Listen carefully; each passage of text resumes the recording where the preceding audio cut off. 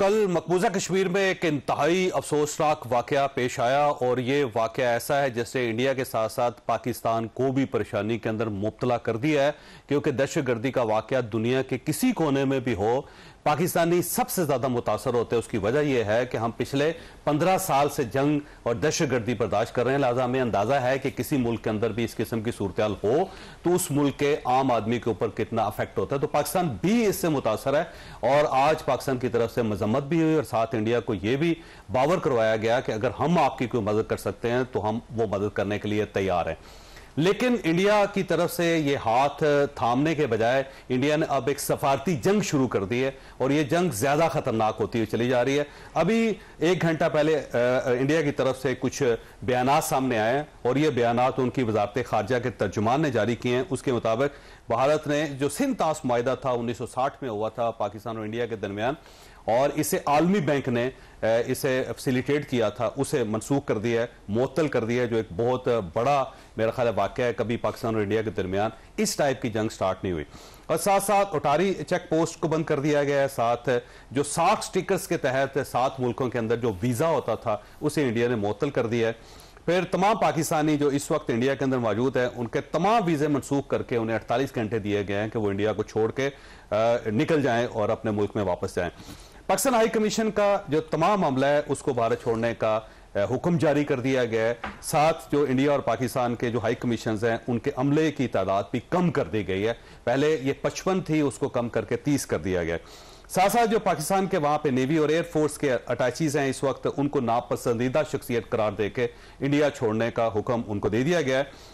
और इसके साथ साथ और पाकिस्तान और भारत का जो अमला है अब दोनों मुल्कों के अंदर कम हो गया। तो ये एक ऐसी सफारती जंग है जिसका मेरा ख्याल है आने वाले दिनों में दोनों मुल्कों के ऊपर असर होगा। इंडिया भी मुतासर होगा और पाकिस्तान भी मुतासर होगा।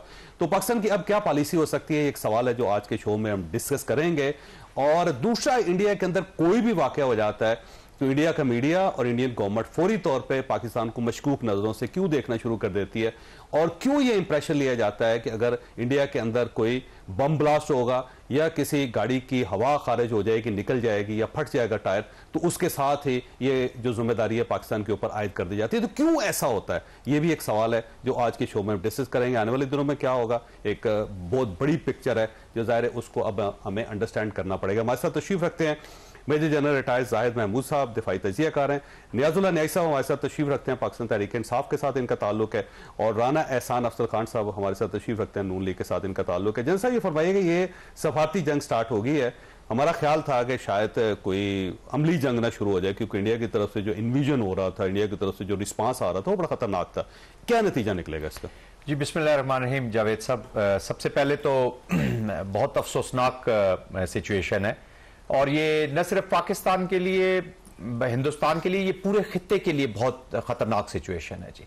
एंड दिस इज अनएक्सेप्टेबल इन अ वे कि देखिए जब ये रीजन हमारा जब डिस्टेबलाइज होगा ना जी, तो पूरे वर्ल्ड की जो चीजें हैं वो डिस्टेबलाइज होंगी। ऑलरेडी मिडिल ईस्ट की आप सिचुएशन देख रहे हैं, अफ्रीका के बीच में टारगेट्स लिए जा रहे हैं और अब ये एक ऐसा रीजन है जहां पर this is not an ordinary region. ये हमें पता होना चाहिए कि 2 न्यूक्लियर कंट्रीज हैं, इंडिया पाकिस्तान, फिर चाइना यहाँ पे है, रशिया यहाँ पर है, तो ये पूरे रीजन को इंपैक्ट करेगा। इंडिया जो है इस वक्त एक उसको अब ब्लेम मैं इस तरह करना चाहूंगा कि वो एक हाथी का उसने रूप अपनाया, उसको एम्बेरसमेंट्स हो रही हैं। ये तो एक इंसिडेंट हुआ है जो उनका बेसिकली एक फेलियर है और द वे उनका मीडिया ने जिस तरीके से बिहेव किया है उससे ये लगता है कि it is a crafted event.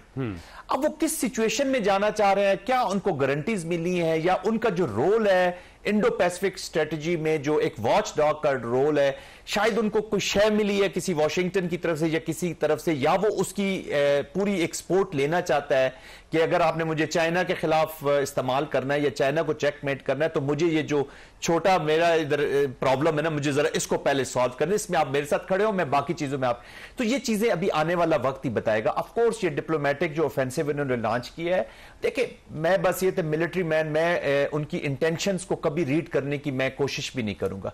मैं देखूंगा उनकी कैपेसिटी और कैपेबिलिटी क्या चीज है। कभी भी दुश्मन की इंटेंशंस को आप रीड करके उसके ऊपर अपने रिस्पॉन्सेज नहीं बना सकते।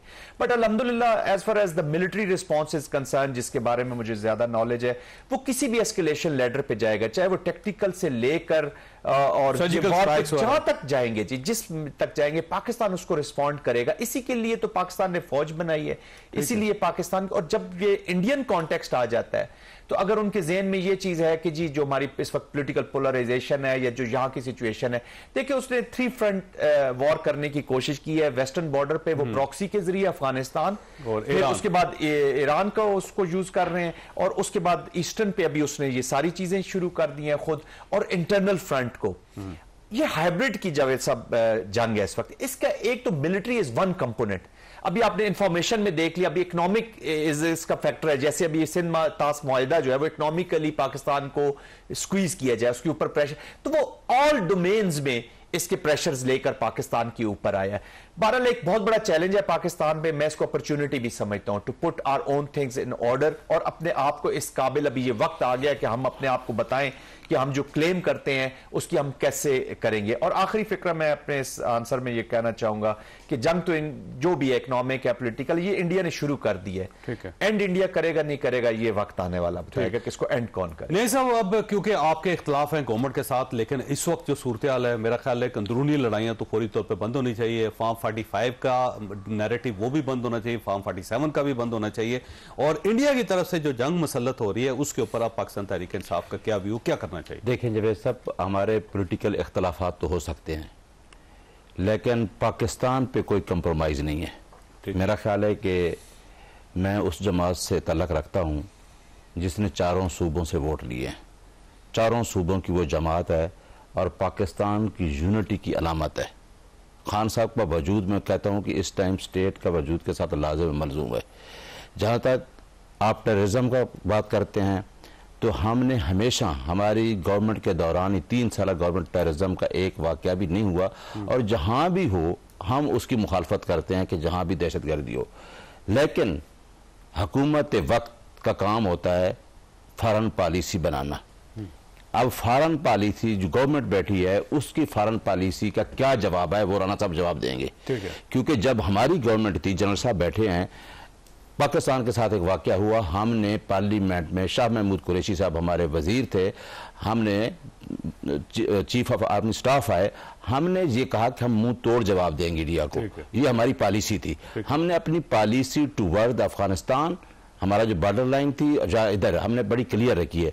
लेकिन अपने इख्तलाफात को भुला के पाकिस्तान जो है पैरामाउंट है, रियासत को बचाना हम पे भी उतना फर्ज है जितना इंडिया पे है, हम उससे ज्यादा आगे जाएंगे। लेकिन इंडिया के एक कमाल बड़ा है कि उनका सोशल मीडिया इतना तेज है, उनका प्रोपेगेंडा इतना तेज है, वो एक इवेंट को अपने हक में इतना इस्तेमाल करते हैं कि हम पीछे रह जाते हैं। पूरा इंडिया पाकिस्तान तहरीक इंसाफ के सोशल मीडिया का मुकाबला नहीं कर सकता, ये मैं आपको बता दूं। देखें थी, मैं आपको बताऊं, देखें आप हमारे सोशल मीडिया को जिस तरीके से लोग कह रहे हैं, मैं आपके सामने बैठा हूं ना, मैं बताता हूं कि हमारे कितने लोग मुखलिस हैं। आप जो बंदा रिप्रेजेंट कर रहा है, जो इस पार्टी को लीडर है, मैं उसकी बात करता हूं, मैं उसका कंसर्न है।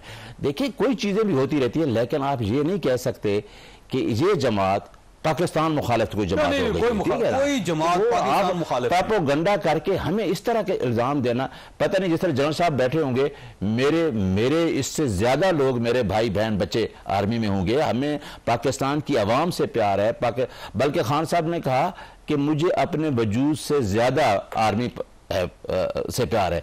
लेकिन जो चीजें इंटरनल हो रही हैं उसका हम मुकाबला कर रहे हैं, क्योंकि जो हमारे साथ अगर इलेक्शन में जो चीजें हुई हैं, वो अभी एक मीडिया में बैठे थे, वो हमारा राइट है। क्या हमको लड़ाई कर रहे हैं? हम एक लड़ाई वो लड़ रहे हैं जो आईन इजाजत देता है, हम कभी भी तशद्दुद की तरफ नहीं जाए। अपनी लड़ाई अपनी जगह पे, लेकिन ज़ाहिर बड़ी लड़ाई है तो पाकिस्तान के लिए लड़ना तो पड़ेगा। साहब ये फरमाइए, इंडिया की तरफ से तो आ गया जी, ज्यादा मेरा ख्याल है एक बम फाड़ दिया उन्होंने, अब पाकिस्तान का क्या रिस्पॉन्स होगा इस पे? बिस्मिल्लाह रहमान रहीम। देखें, सबसे पहले तो हम समझते हैं कि जहां फॉरेन ऑफिस ने, पाकिस्तान के फॉरेन ऑफिस ने अफसोस का इजहार किया जो मामलात हुए इंडिया के अंदर, वहां इंडिया की तरफ से जो रिएक्शन आया है वो अनकॉल्ड फॉर है। और वो अगर उनकी इंडिया की तारीख निकाल के देख लें तो हमेशा इंडिया ने ऐसे ही किया है। आपको समझौता एक्सप्रेस का वाकया याद होगा 2007 में, जिसमें पाकिस्तान की तरफ उंगलियां उठाई गई, लेकिन बाद में हिंदू एक्सट्रीमिस्ट उसके पीछे निकले। मुंबई अटैक में भी हमें कोई एविडेंस इंडिया नहीं प्रोवाइड कर सका, जबकि एक एक्स CBI ऑफिसर जिसका नाम सतीश वर्मा था, उसने कहा कि ये स्टेज था क्योंकि हम अपनी एंटी टेररिज्म लॉज को ठीक करना चाहते थे। पुलवामा पे पाकिस्तान पे उंगलियां उठाई गई लेकिन कोई एविडेंस नहीं दी गई। तो हमारा भी ये मुतालबा है कि हम जहां इस बेबुनियाद इल्जामात जो इंडिया ने पाकिस्तान पे लगा रहा है उसको हम कंडेम करते हैं और हम कहते हैं कि कोई अगर एविडेंस है इंडिया के पास तो वो सामने लेके आए।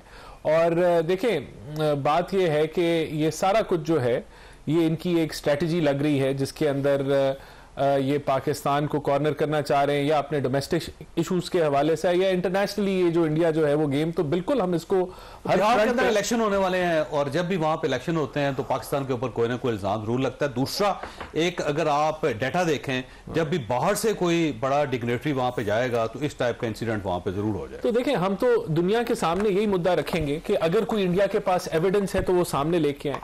और ये जो जहां तक इंडस वाटर ट्रीटी की बात है, तो हम ऑलरेडी हेग के अंदर कोर्ट ऑफ आर्बिट्रेशन के अंदर गए हुए हैं और हमने तो जो इंडिया इसके ऊपर मॉडिफिकेशन चाह रहा था और ये जो किशन गंगा डैम बना रहा था उसके ऊपर भी हम कोर्ट में गए हुए हैं वहां, लेकिन वो हम इसको कहते रहे हैं कि आप जो परमानेंट इंडस कमीशन है उसके अंदर आप आए, डिबेट करें। इंडिया वहां से भी फरागत हासिल कर रहा था क्योंकि इंडिया जो है वो अपना वीक पॉइंट पे था कि वो लोअर रिपेरियन के हकूक जो है वो खा रहा था। तो लेकिन अगर ये हुआ है तो हम इसके ऊपर भी रिस्पांस देंगे और हम भी अपने जो डिप्लोमेटिकली इस चीज को चैलेंज करेंगे दुनिया भर में कि बगैर एविडेंस के हमेशा की तरह। और हिस्ट्री है, देखें, इसके अलावा भी मैं आपको याद दिला दूं, थोड़ी देर बाद हम भी जो इंडियंस यहाँ पे मौजूद हैं उनको निकाल देंगे थोड़ी देर बाद। मेरा ख्याल है ये शो के चलने के दौरान ही ये खबर आ जाएगी कि जो यहाँ पे शहरी इंडियन, देखिए, मैं प्रेडिक्ट नहीं करता और मेरे ख्याल से हमें एक जिम्मेदार मुल्क के तहत जो है एक जिम्मेदारी का मुजाहरा करते हुए हमें जो है रेसिप्रोकल होता है ना, देखिए मैं देखते हैं कि फॉरेन ऑफिस के ऊपर क्या देता है। मैं एक और चीज में बताना चाह रहा था कि इंडिया का मिस इन्फॉर्मेशन और प्रोपेगेंडा का जो प्लानिंग है, वो डिस इन्फॉर्मेशन जो उनकी EU के अंदर भी पकड़ी गई थी, जहां कोई 65 मुल्कों के अंदर उन्होंने 200 अदारे बनाए हुए थे फेक, जो पाकिस्तान के खिलाफ प्रोपेगेंडा कर रहे थे। तो ये इंडिया जो है, अभी जो बलूचिस्तान में भी जो हमला हुआ उसके अंदर भी शवाहिद हैं कि वो उसके अंदर इंडिया के जो है वो इन्वॉल्वमेंट थी।